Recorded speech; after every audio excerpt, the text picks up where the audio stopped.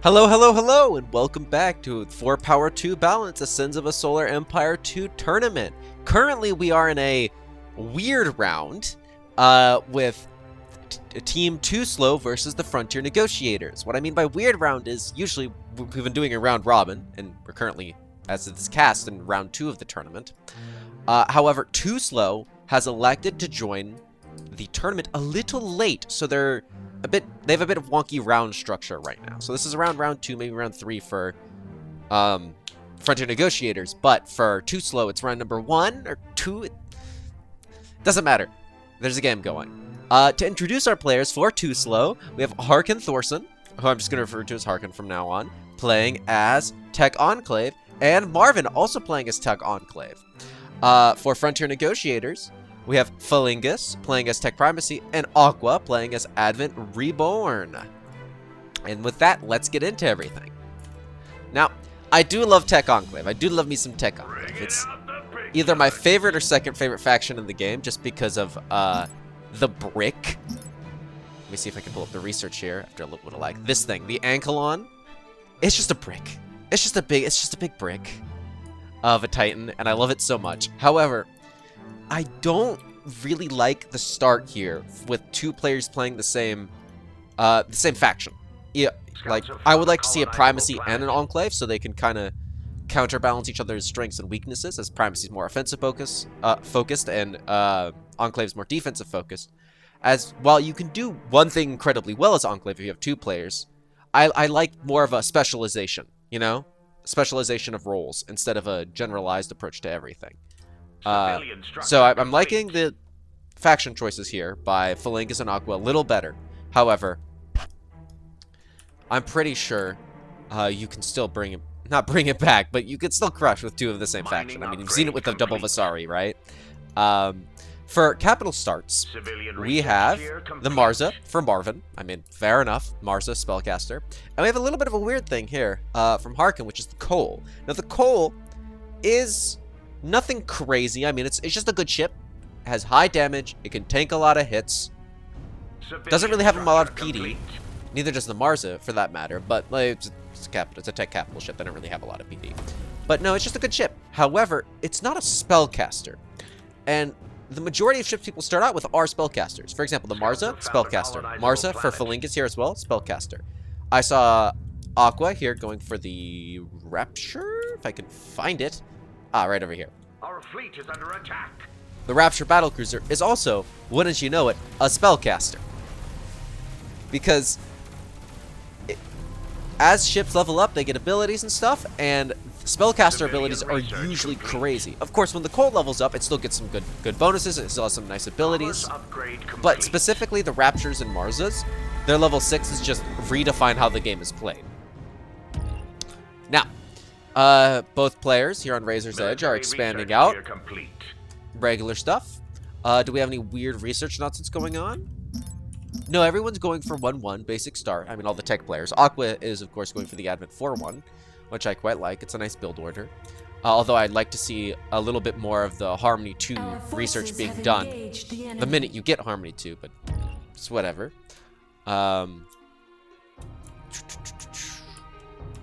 We just got colonization here, and okay, not a lot going on at the moment. There's a lot of scout ships flying by. Let's see if we can't find a little space battle to keep our eyes a little bit more on the action. A little bit more about capital ship abilities. Specifically, the Rapture and the Marza. The reason they're just so powerful is because of the level 6, as I mentioned before. The Rapture gets the Malice, which is, I think, the best ability in the game. It's just the best. After the Marza's ability nerf, I mean, the Malice also got nerfed, but not as much as the Marza. Malice just does damage sharing, which is nuts. You know, if you shoot one ship and another ship takes 30% of its damage, that's crazy. The Marza, on the other hand, has just a bunch of missiles. It just shoots a bunch of missiles. It used to have infinite missiles. Well, theoretically infinite missiles. Now it has a set amount. And it used to be giga nuts. Now it's alright. And it's still pretty good. I mean, it still wipes out fleets if you can get it off. But I like the Rapture a little better. Although the Marza does have a lot of more anti-capital use with its concussion charge, being able to stun down enemy ships. Your arguments are compelling. I shall stand with you. Speaking of concussion charge, ooh, we have some weird ability choices here Sacrifice from begun. Marvin, Deity's needs specifically have with changed. precision targeting. I don't know if he took it first. However, precision targeting is not a trait you see a lot on a Marza. It's good, don't get me wrong. It's extra damage. It gives you bonus damage on a specified target. However, the Marza's other abilities, such as Raised Planet and, of course, Concussion Charge, are generally seen as a little bit better. Although on a map like Razor's Edge, it could come into play where you don't have to bomb a lot of planets. I mean, there's not a whole lot of planets on this map in the first place. Where you don't have a lot of sieging to do, maybe precision targeting is the correct choice. Oh, and we have the same, yeah, okay, so we have the same thing here from Felingus. I did not notice. Yeah, so it seems that, I mean, when I play tech, I usually go for precision targeting Raised Planet, as planet HP has changed a little bit. But this, or sorry, Concussion Charge and Raised Planet, not precision targeting. I usually skip out on precision targeting until I have nothing else left to get. But both of our Marza players seems to be going for precision targeting, which is a little nice change in build order. Aqua just colonizing with those colony seed nanites from the Banana Boys, the Jixon Expeditionary Force. Currently my favorite minor faction. Grabbing some of the LRMs and the more costly cruisers. And we have a bit of intrusion here on the neutral ground between Frontier Negotiator and TooSlow, with Felingus pushing out to capture Rodari.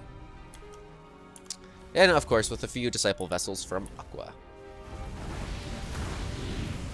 Clearing out the forces, colonizing the asteroid. Whoop. And Aqua getting some feed from Felingus. Alright, let's take a look at the research. Aqua getting some of that level 4 tech, I like that, or Harmony 2, excuse me. Getting some basic stuff.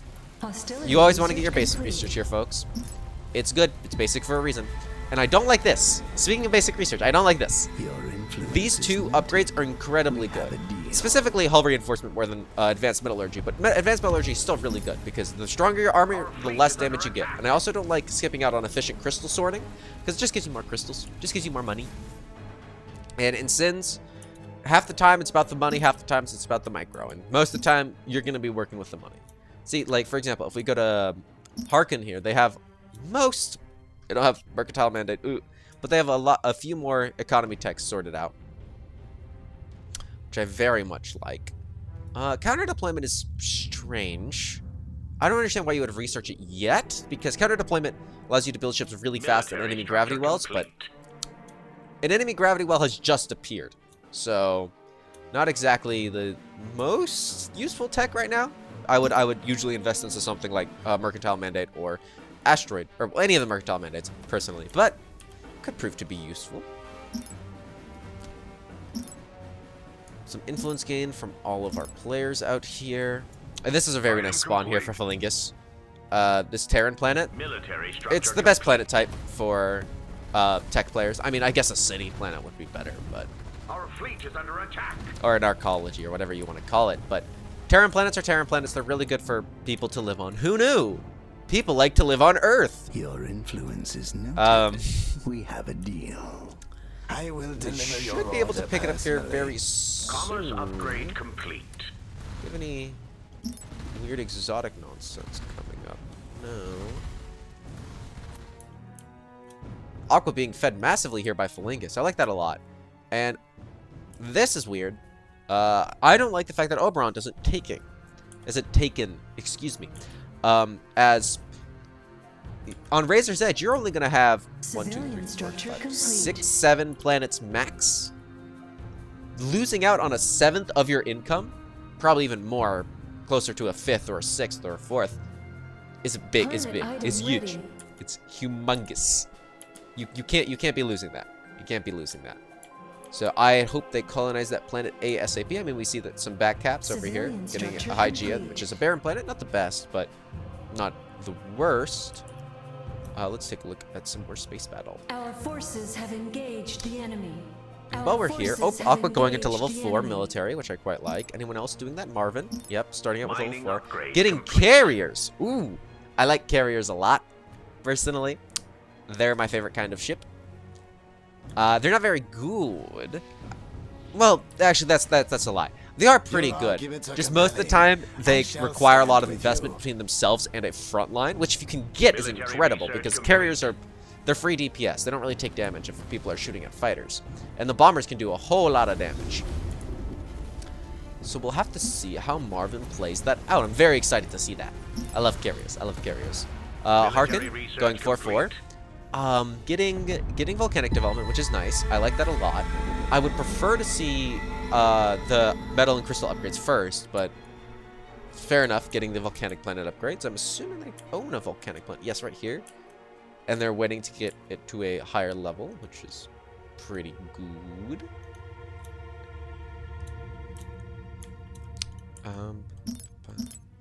This ice planet's still not taken. Oh, and we have a little fleet push here by Harkin into the static defense of Phalangus. Nothing major. I mean, this coal is a little bit banged up from capping some rogue planets. And a whole two ships from Marvin coming in to help out. Just kind of punching into the static defense, which I quite like. I mean, if your fleet's not doing anything, you should really set it out to at least do some harassment. I mean, I would like it if it was back here and capping this planet, but upgrade complete. Maybe they found it that it's more advantageous to push into Rodari and try to take that as a choke rather than backcapping one of their, or not backcapping, capping one of their backline planets. We got some Disciple vessels, some light frigates, some flak ships, and Phalangus' Marza here, and Harkin makes the right choice. You gotta run here. I mean, you have a very similar fleet supply, but you're standing on top of static defenses in a friendly gravity well. Well, friendly for your enemy. The carriers are starting to arrive here by Marvin, which I very much like. This colony ship from Harkin apparently did not get the memo, and it's going to blow up. This Cobalt is about to jump into the arms of death. Hold on. I love it when ships do this. This Cobalt was probably following the Coal, which is the capital ship of Harkin's main fleet. Let me double check. Yep. Okay, we have a push here to Hercynia by Aqua. So, Frontier Negotiator soundly controlling the middle, which is a very, very big advantage to them.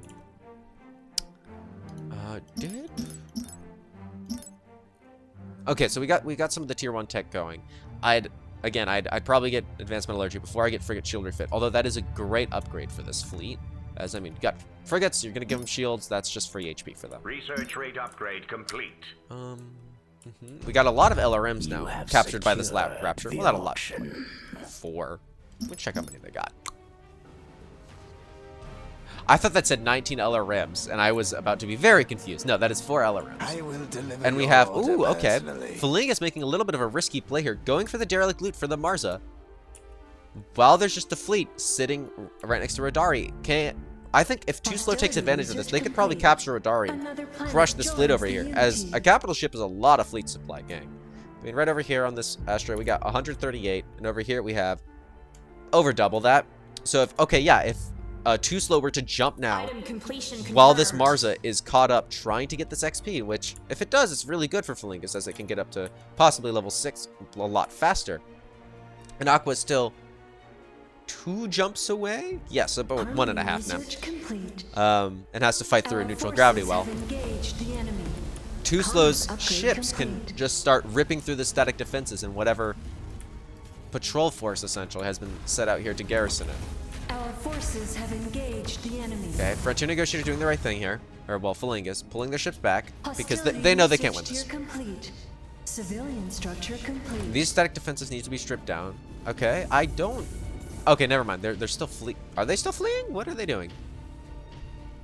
Okay, in a little bit of panic here, it seems that Phalangus tried to navigate their light frigates to somewhere else, but is now trying to regroup with his Marza. Yep, his Marza has claimed the loot and is starting to jump back. And Aqua is sitting on this desert planet, and it's also jumping back with the Rapture. And Aqua, okay, going up to level 8.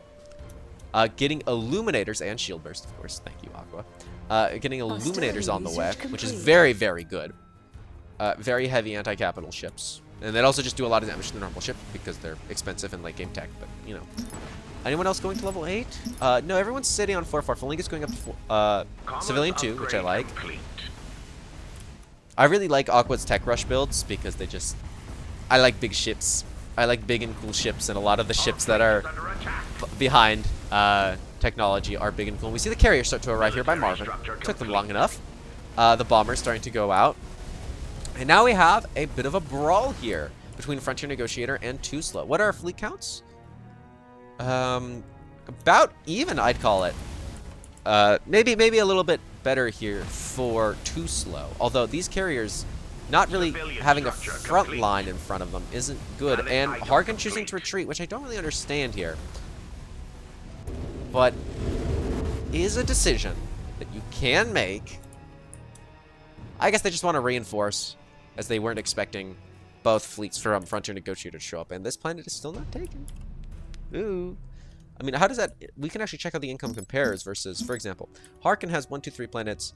Felingus has 1, 2, 3, 4, 5. 5 planets. I mean, including the Terran, so that's a little unfair. But Harkin's at 39, 6, and 5, whereas Felingus, excuse me, is at 60, 9, and 8, which is big advantage. I mean, they're not going to be able to catch up on credits simply because of this being a Terran world, but the extra credit crystal income would be very nice. Any interesting researches going on? Marvin going up to tech level 8, which I do like here because they are the backline player, with Harkin being directly in front of them. And ooh, I don't like this jump. Do not like this jump. Harkin is jumping into Cassini, while both of Frontier Negotiators fleets are here, given they are caught up dealing with a bunch of these, well, unaligned fleets, but they're falling pretty quick because LRMs exist, or captured LRMs exist. And ooh, this Mars is being targeted by Harkin's fleet. I like this a lot. It's kind of caught out of position here. Should be able to escape. This is not a whole lot of firepower, especially without those carriers. Ah, speaking of the carriers, here they are. And they're starting to rip through these Marza shields. But this Marza will be... the Marza now hitting level 5. That's the scary threshold. That's where it gets scary, gang.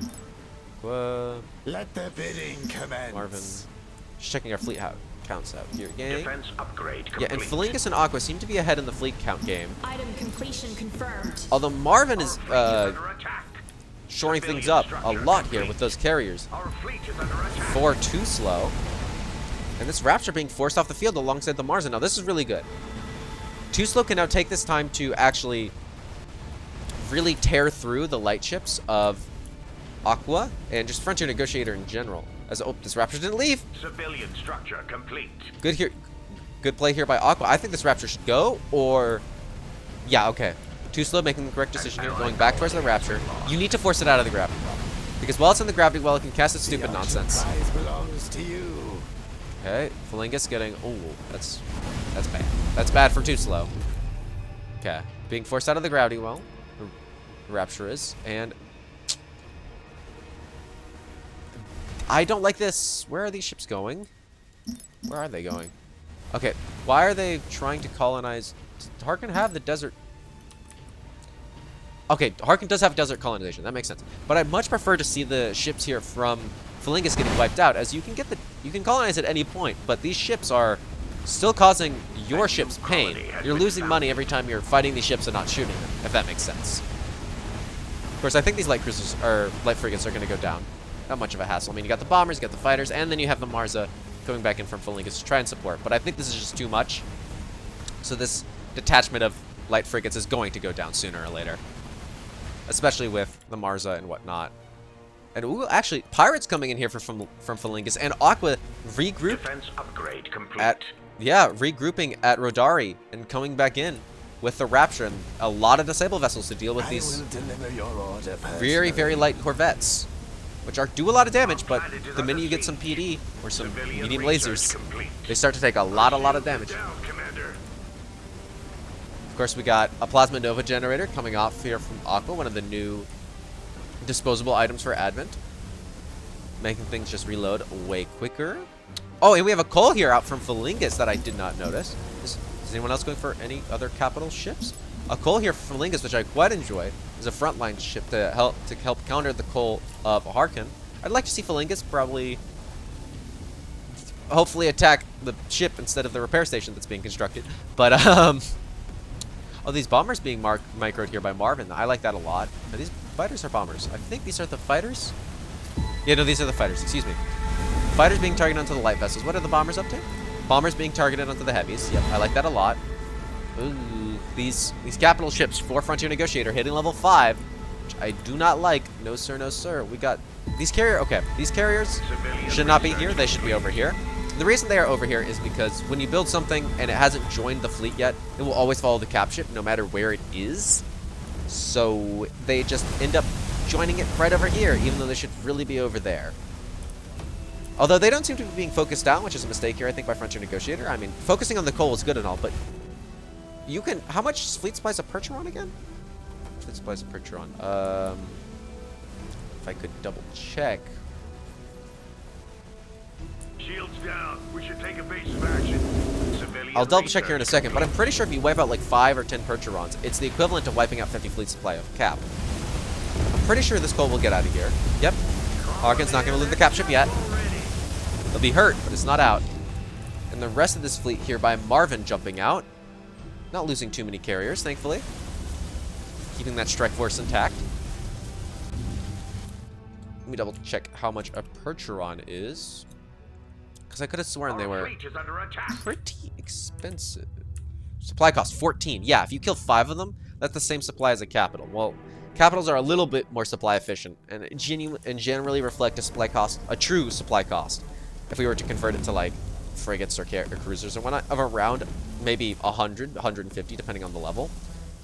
It's still very, very good to just wipe out the ships you can. Because while the ship is crippled, it's not out. The ship will come back eventually. These ships won't if you blow them up or if you cripple them. Well, they can't be crippled. You get what I mean. Cassini being retaken here by Frontier Negotiators. Do we have anything weird going on? More carrier cruisers. Coming up here. Harkin, ooh, taking a huge hit to their fleet supply in that last engagement. I mean, it makes sense, but it still hurts to see. Is that another? Oh, we got an Akan battlecruiser coming out here from Felingus, which I very much enjoy. Some more illuminators here from Aqua, and I like the illuminators a lot. You're not going to get a lot of them, but at least on Razor's Edge, it's not a very greedy map. You're not going to get a lot of them, but the ones you do get are going to be incredible. Let's check that ship XP. Make sure there's not... Oh, okay, sorry. Let's not check that ship XP. We can check it in a little bit. There's a jump here by Marvin, or just TooSlow in general, into the ground wheel of Rodari, hoping to catch some of these static defenses and shipyards off guard, while Frontier Negotiator is kind of got with their pants down over here. Yeah, Frontier Negotiator trying to respond now, but hopefully this little sneaky strike will allow them to at least tear down some of the static defense to make the defense for Rodari, or the assault on Rodari, a little easier. Yeah, we have one of these autocannon defense platforms going down. That's nice, that's nice. Rodari being bombed, reducing the income that Frontier Negotiator gets. Your bid was insufficient. I would prefer if all the bombers focused on one target. Are they? No, these are the bombers. And I prefer if you had more bombers, really, because there's not a lot of corvettes here for Marvin. Or not for Marvin, for Frontier Negotiator, that the fighters can deal with. So maybe specking out a few of your strike craft squadrons for bombers, because you can change that. You can specifically say, oh, sorry, Frontier Negotiator arriving here, and, of course, TooSlow pulling out. But yes, you can change the what exact setup your carriers are at, so I just transfer a few of them to full bomber setup. Because there's not really a... Thank you, Zoom. A lot of light ships here. Losing some carriers, which is not too great. There's not really a lot of light ships. I mean, you got light frigates and disciple vessels, but the ones you really want to be hitting are the capitals and the illuminators and the LRMs and all that other nonsense, which bombers are very good against. We look over here. We have 6 DPS and 4 DPS. Yes. Right. So, TooSlow regrouping. And, ooh, okay, I like this a lot, what they're doing here. They're just being annoying. They are just being annoying. They're jumping from Cassini to Rodari, excuse me, back and forth, back and forth, back and forth, forcing Frontier Negotiator to essentially split their attention between both these fronts. So once they secure this one, they jump to this one. Once they secure this one, they jump to that one. which is very nice. However, there is a critical flaw in this plan. If Frontier Negotiator catches on that TooSlow has lost too much fleet supply, they can just jump into they can just jump into Harkin's homeworld and kind of take it. However, I do like this, taking out some of these newly built. Oh, getting an illuminator here would be big. It wouldn't be humongous, but it'd be big. What are they attacking? Harkin, what are your ships attacking? Okay, I don't like this. Why are they attacking the disciple vessel and this factory? Ooh, yeah. See, now Aqua's fleet has arrived, and you need to pull back. So, and they didn't really get anything. They didn't kill anything. So, if you would have focused on maybe 1 or 2 ships, picking up these illuminators, because there's only 8 illuminators here currently present in Aqua's fleet. How many does Aqua have in total? Civilian structure around 21. So that's a third of their illuminators just dead and gone. Or not dead and gone. That's a significant portion of their illuminators dead. If you can kill 1 or 2, or even 3. Planet item ready. Yeah, and I'm pretty sure Aqua has figured out that they can just, instead of having to deal with back and forth, all of that, they can just jump to any planet owned by TooSlow and put on the offensive themselves. Where is this robotics cruiser going? Mining upgrade complete. Huh. Okay. Going to the still uncolonized planet here by TooSlow, which they might have forgot about. I mean, that happens. Oh, actually, no, they're going to colonize it now. That's very nice. That's very nice. Better late than never. But yeah, Aqua jumping into this volcanic planet, and this is not a good sign, folks. I mean, if we just look at our fleet counts, we have 600 here for Aqua, so around 1,100 here for Frontier Negotiator, and for TooSlow, generously, around 800. Now, that's not to say you can't pull anything off here, but Harkin is not building many ships right now, which I don't like. You need to be building ships. I'm pretty sure they're going for more research, which is okay. Getting more research is always good. However, when you have a fleet knocking on your door, you should drop your research. I'm pretty they should cancel this. Maybe build a few more ships. Hopefully another capital if they can't afford that. Because yeah, all their technology here is about to go bye-bye. They're going to get that military tech research for a little bit, and then it's going to blow up. I wonder if they'll even get the tier tech, because this is the last point. Any interceptions? Yeah, okay, so Harkin tried to come and intercept Frontier Negotiator. It did not work. Trying to construct some static defenses. That's not going to work. Oh, I love the beating that static defenses can take now. These newer patches. Yeah, these pirates, and these Coals, and this Marza. Oh, sorry, not these Coals, this Akan. I saw a vaguely tubular ship. Ooh, cool. No. So we have around 4 cap ships here. 4 Frontier Negotiators, right? Oh, no, we have 5. Oh, boy. They've been excavating a lot of... Yeah, they've been surveying a lot. So Feling is just building up capital. Yep, Feling is almost fully surveying all of his planets. And we have TooSlow coming up here. Oh, with garrison units as well.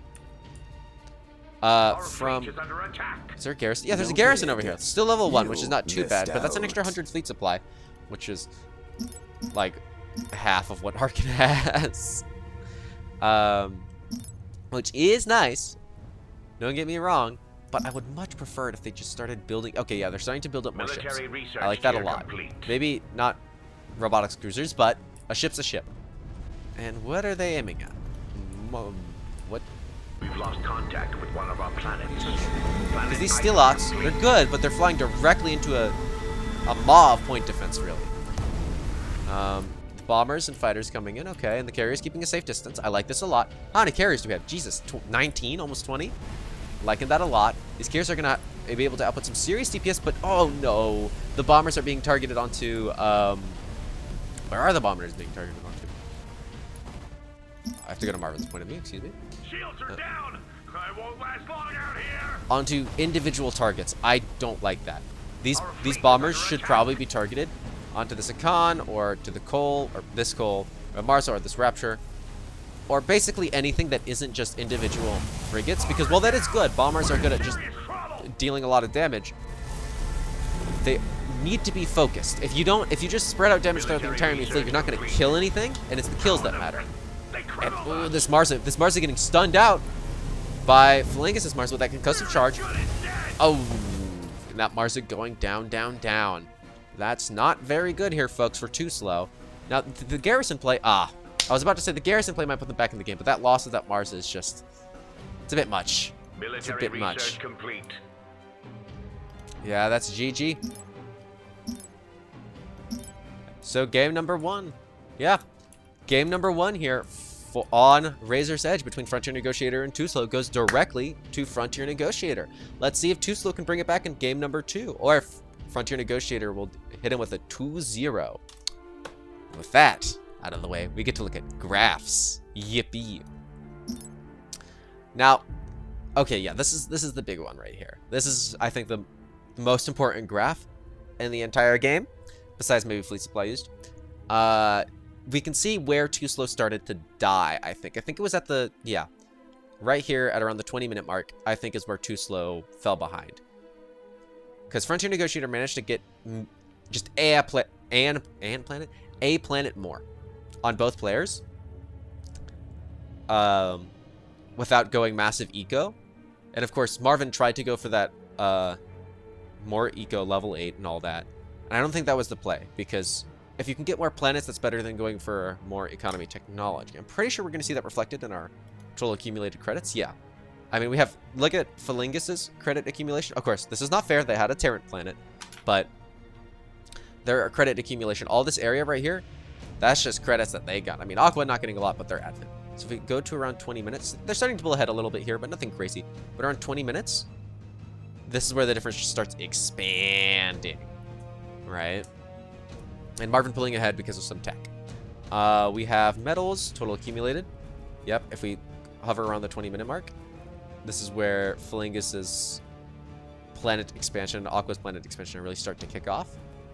As they're mostly even up to like 15, 16 minutes, and then when we get the extra planets in there, it kind of goes nuts. And we see that even more here. Like, right, 20 minutes is where the gap really starts to balloon outwards. I mean, Crystal Advent's going to be on top of that.